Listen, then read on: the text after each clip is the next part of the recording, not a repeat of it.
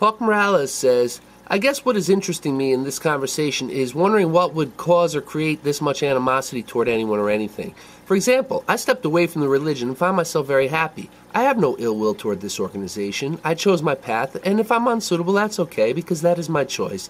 If I get disfellowshipped, what difference would it make when I'm not active or participating in any of the activities with any of these people through my... And then the rest of the comment disappears.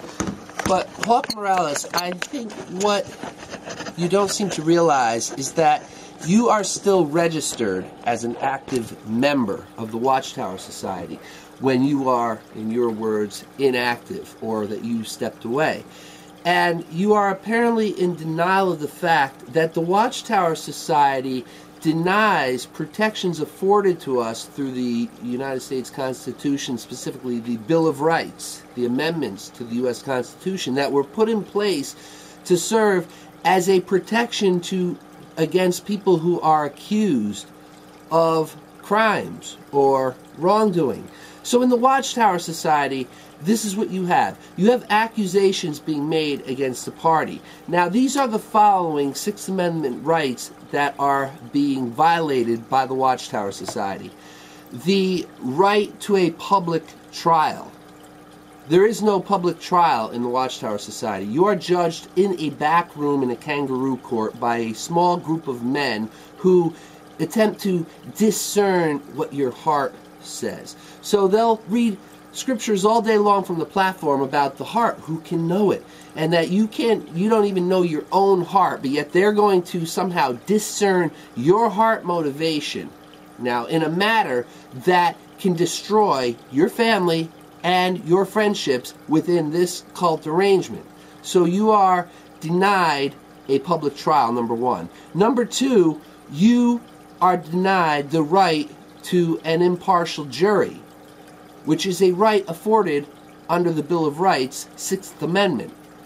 You are given an impartial jury. In the Watchtower Society, you are not given an impartial jury. Now, you're also denied the right to have a jury made up of persons from the state and district where the crime was committed. In other words, a jury picked from a venue of your peers. You are not given that. You're not afforded that in the Watchtower Society. You are, as I said, judged privately in a back room, not by a jury, but by a small group of men with a preconceived idea about you already. So an accusation can be made against you, and you are now going to be judged by a group of men that have the power to break up your family and friendships. So does that make me act with animosity? No. I'm simply pointing out, with evidence, the truth about the Watchtower Society. Now I'm going to proceed here in more Sixth Amendment violations of your civil rights as a member in this organization. The right to be informed of the charges against the accused. Very often, the Judicial Committee meeting will not tell you the charges that have been made against you, or at least not in their entirety. Now, we can even skip over that one and say, okay, and give them the benefit of the doubt that they do tell you the charges against you, but they do not give you the right to confront witnesses against you as the accused. So, in the United States, you have the right to confront your accuser with a series of questions in order to trip the person that's accusing you up. So if somebody accuses you in the Watchtower Society, very often you don't even get to see the one or ones accusing you, let alone confront them and cross-examine them. Okay, so this is another Sixth Amendment violation of your civil rights that goes on in the Watchtower Society. Now, I will continue. The right to a compulsory process to obtain witnesses in favor of the accused. When you go in a Judicial Committee meeting, you're not even allowed to bring a tape recorder, let alone witnesses that are going to speak in your defense. So you are denied that right as well. And finally, the right of the accused to defense counsel. When you go into a Judicial Committee meeting and these men have the power to break up your family and friendships, which is a big social readjustment in your life, you would think you would have the right to have somebody there who knows and is able to detect logical fallacies in argument that can object to a fair judge or to an impartial jury and object before that impartial jury, pointing out when fallacies are being presented in argument. Now, I make this video in response to your comment that you see animosity in what I'm saying, but yet I'm pointing out facts to you right here from criminal procedure law, showing you where the Watchtower Society is in violation of the members' civil rights. Okay?